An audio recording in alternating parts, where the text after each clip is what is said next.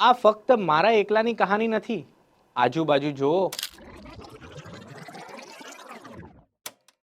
મારા બા 75 વર્ષના છે. સવારે 5 વાગે ઉઠી જાય, એ પણ અલાર્મ વગર. એક કપ ચા, કાલનું બચ્યું ખાવાનું અને મંદિર સુધી ચાલીને જવાનું.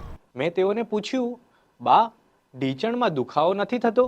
તેઓ મને આમ જ જોઈ રહ્યા. પપ્પા 55 વર્ષના અને જમવાની પેટર્ન દાદી જેવી જ.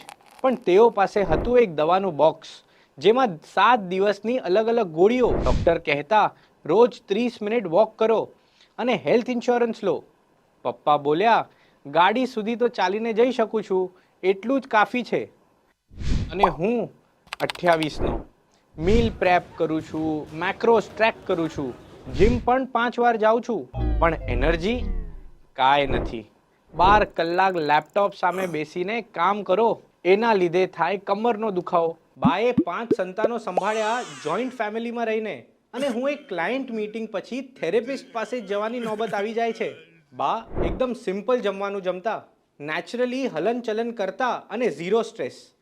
પપ્પા થોડું ઓછું ચાલે, સ્ટ્રેસ વધારે લે, અને હું સ્માર્ટ વોચમાં સ્ટ્રેસ ટ્રેક કરું છું.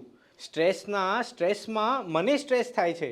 3 જનરેશન એ બધા થોડા પહેલા જ સિક થઈ ગયા. આ ફક્ત મારા એકલાની કહાની નથી. આજુબાજુ જુઓ.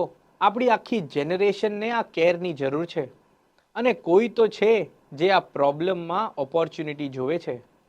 મ્યુચ્યુઅલ ફંડ રોકાણ બજારના જોખમોને આધીન છે. યોજના સંબંધિત તમામ દસ્તાવેજો કાળજીપૂર્વક વાંચો.